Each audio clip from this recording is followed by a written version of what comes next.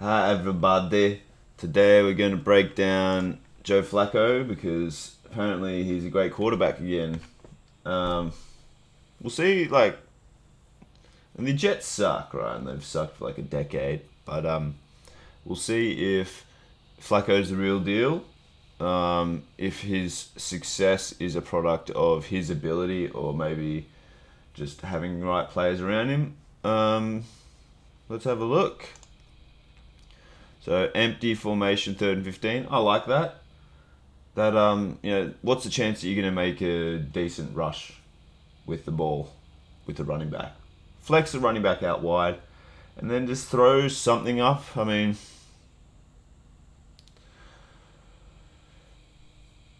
you don't want to be giving a pick away, but this keeps you alive. So I'm not, yeah, it's interesting play call. It's quite audacious play calling, which I'm a fan of. So Flacco drop back, keeps his eyes directly ahead so the defenders don't know immediately where he's going to go. Easy drop down pass, and holy shit. The vaunted Jets defense giving up. What happened here, man? Holy crap.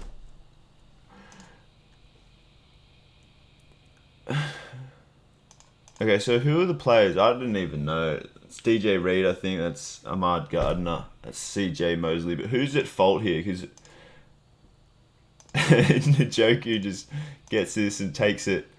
Dirt! Holy crap, that's awful, man.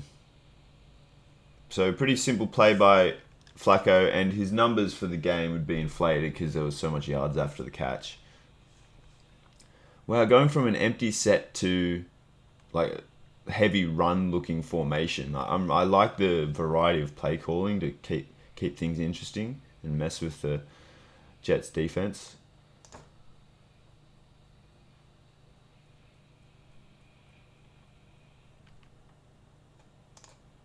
Shotgun, 2nd and 11. Move him out to give him some space, and holy crap, he's got an arm on him still.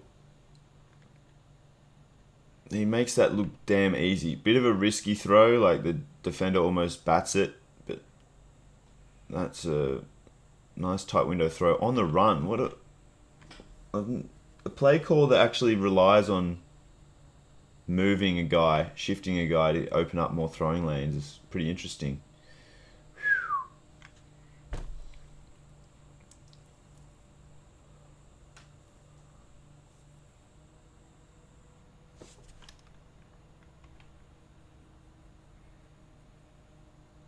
So my problem here is that he's looking over here immediately, and if he gets stuck, he's going to get sacked. I just feel like, I mean, am I being a bit harsh on him here? So it's like preset formation. I feel like, well, a 1st and goal, there's less space to work with, so I'd just by default try and be running the ball or just doing play action. Personally, I think there's better options in the passing game over here, but seems like they're picking on the left side of the field, and maybe that's related to who the Browns are identifying personnel-wise. Jermaine Johnson has proven that he just wants to rush, even though he might be better off dropping into coverage. But anyway, I'd be looking more like there's 3 against 1, 2, 3, essentially. I'd be looking to pass over here, but that's just me. This play works out. But essentially, it's just immediately he looks over here. All the defenders can see that, so they could key in. And now, if this player had any competence at all, who is it? It's number 22. I'm not familiar. Who are they? Jets. Tony Adams. I don't recall evaluating him. But they had Sherrod Niesman a few years ago, who's like a guy that a lot of you haven't heard of, and he'd be one of the best safeties in the league. He got some snaps, but yeah, Sherrod Niesman was a great player and wouldn't have allowed this to happen, I don't think, because this is just way too much cushion. Like, what are you afraid of? So where does he start the snap? Okay, so he's kind of confused. It's like, is he assigned to the running back? It's just a one-on-one situation here. Oh yeah, it is a one-on-one situation with the running back, right? So he's just giving way too much space. Maybe it's how this offensive formation is set up, where it's hard to get through Njoku, right? But this guy needs to collapse in on this, because what are you worried about? Are you worried about a deep ball, like in the red zone? Just constrict space in this situation. Anyway, Flacco throws it, and yeah, it's just a bit of a risky play. I just feel like, because if Flacco gets stuck, he's kind of screwed. But hey, getting results.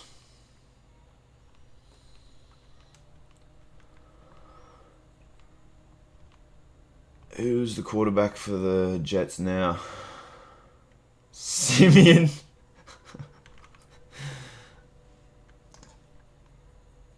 Second and 10. A lot of space out here.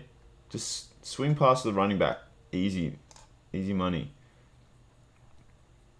Well, the running back makes yards in that where the space is anyway. Very casual drop back from Flacco. Like, I think he should have gotten through his drop back by now. He's very, very casual. So this means he's got to wait until now to launch the ball, and just get his drop back done, you lazy brother. Boom, boom, boom. All right, now he should be ready to throw. And of course, great receivers turn their heads back to the ball whenever they think that they're available for it. And unfortunately, these two guys, Flacco does have to wait for them. But holy crap, the Jets give away a big cushion. I mean, it is only 2nd and 18, but... So 3rd and 12, expecting a possible heavy pressure. How does he deal with it? Okay, so it's a 5-man rush. So are we praising Flacco because he's making yards like 10 yards down the line beyond the line of scrimmage? If that, it's not even beyond the line of scrimmage. It's just basically passing to Njoku.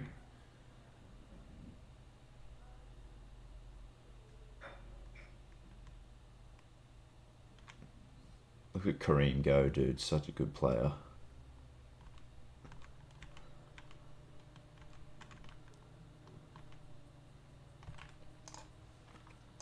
First and 10, play action.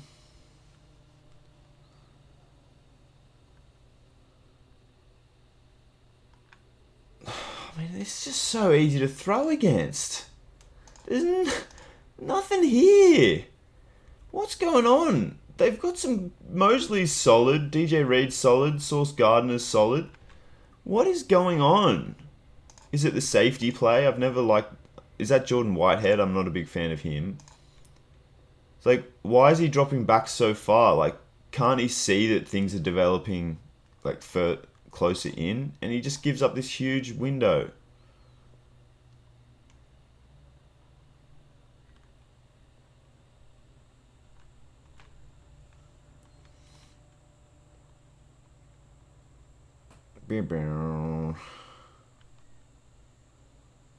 Fourth and 4.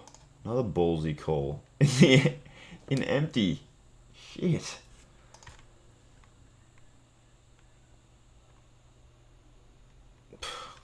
Okay. So what could he have done here? Again, it's really poor throwing fundamentals. Like, he's just lazy, dude. Okay, his left foot should be way up here, and he should be driving the ball as hard as he can, I think. Because this just sails on him. Look, so far, I would say Flacco's success is a product of, hey, look, is this defense getting turnovers? Okay, so there was one turnover, and there was a turnover to give them really good field position that they didn't turn into points previously. So, yeah, the Browns are putting up a great fight against the Jets, but is it because of Flacco? Like, Flacco's made one great pass that was pretty risky, like throwing on the run, almost got tipped by the Jets defender. Other than that, it's literally just been throwing like 5 yards ahead of him.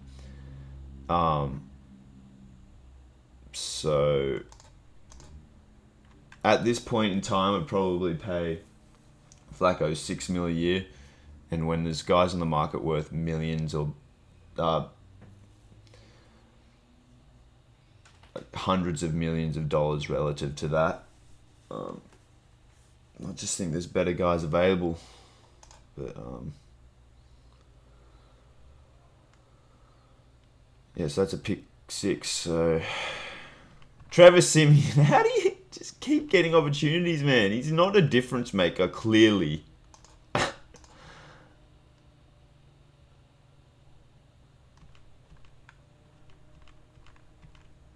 that another turnover?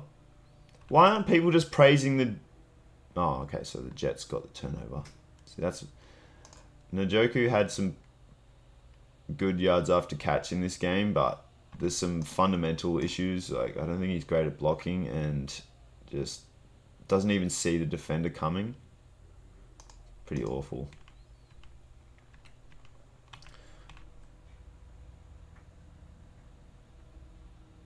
Alright, 3rd and 3, Flacco. You'd expect a short pass, but because they're pressing up so much, you might have to throw it deep.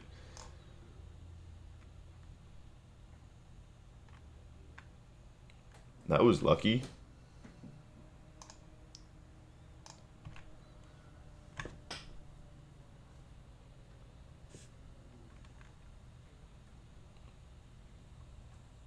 I mean, that's the benefit of giving your receiver a chance. There's a one-on-one situation and more comes down with it. 3rd and 3, you know, it's good play calling.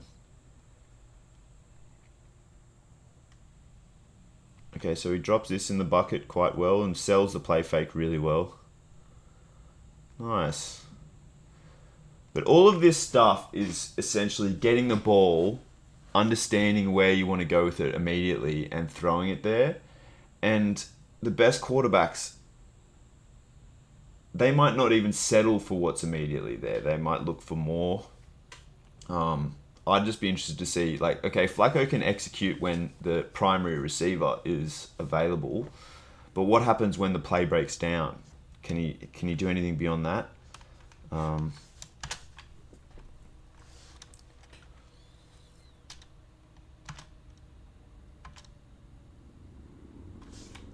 he's really playing well, isn't he?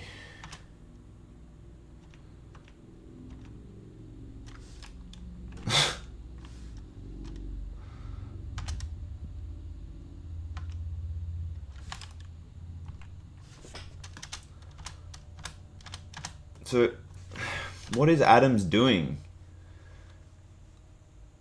So Adams sees that there's a deep route and a short route. And rather than help out his corner on the deep route, he goes in on the short route, which he should see is already covered. So he could be helping out on this deep route, but instead he's in no man's land. Flacco has a pass out wide to be made, and DJ Reed's not good enough to cover one-on-one in that situation.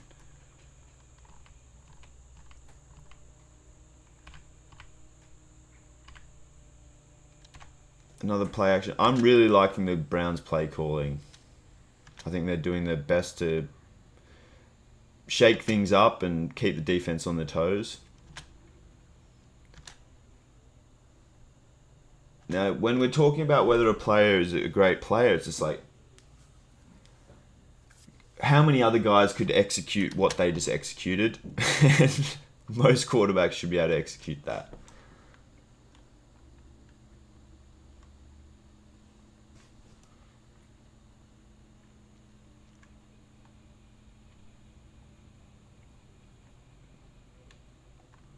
Bam, bam. This is embarrassing.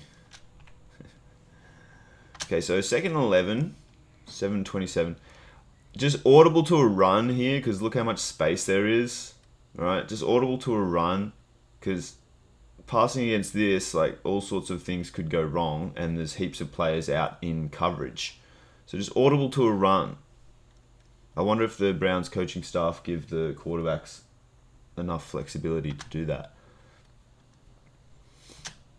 All right, so this is the problem where he keys in on where he's looking, and he's not even looking to rush. And I feel like quarterbacks need to have some ability to rush, or at least just escape pressure, like shifting over here. If he knows he's got protection from this player and this player, just shift over here, free up some more space. He can go for a run potentially, or throw it to players whose routes are developing downfield. But he just keys in on the left. I know it seems like actually it's a designed tight end screen, which frankly with all the players around here doesn't have the high chance of success, probably. Jermaine Johnson does a good job of staying active, batting this ball down. Flacco just... Okay, so it's not on. It's not on. Wheel away. I just don't think he trusts his legs at all. Wheel away and try and get over this. But he's already kind of buggered, to be honest, because what's the chance he's going to outrun like a 25-year-old defensive end when he's the size of a freaking defensive end?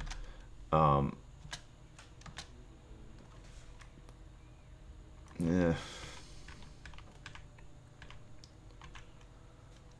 Second and 7. Play action. Pretty smooth drop back. Holding the ball with two hands is good in case someone comes through that he doesn't see and tries to swipe away at the ball. Yeah,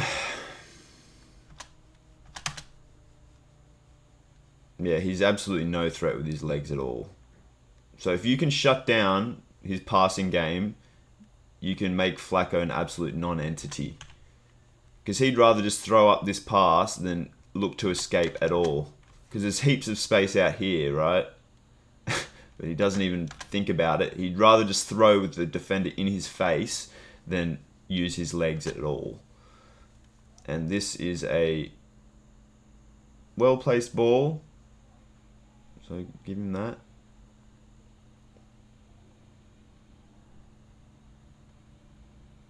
Damn, he did use his legs.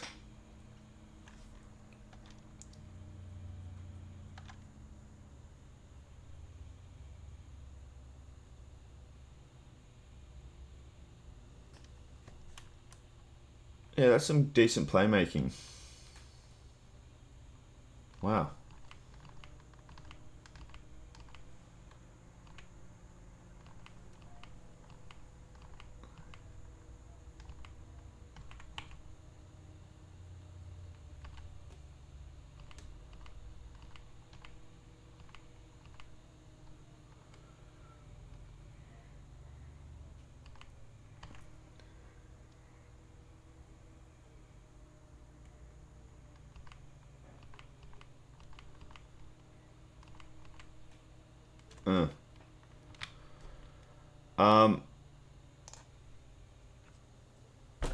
My verdict on Joe Flacco is that, okay, how much would I pay him per year for starters? Maybe like 8 mil. 8 mil a year, I'd be okay with paying Flacco. I just think that he's not going to be making plays with his legs. So that rules out any extra yardage you could gain from that.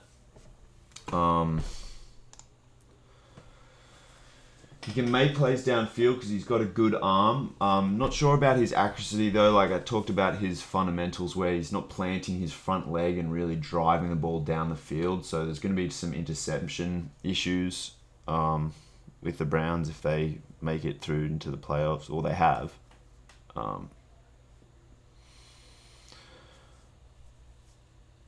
But credit to the guy for hanging around, and he's still got it.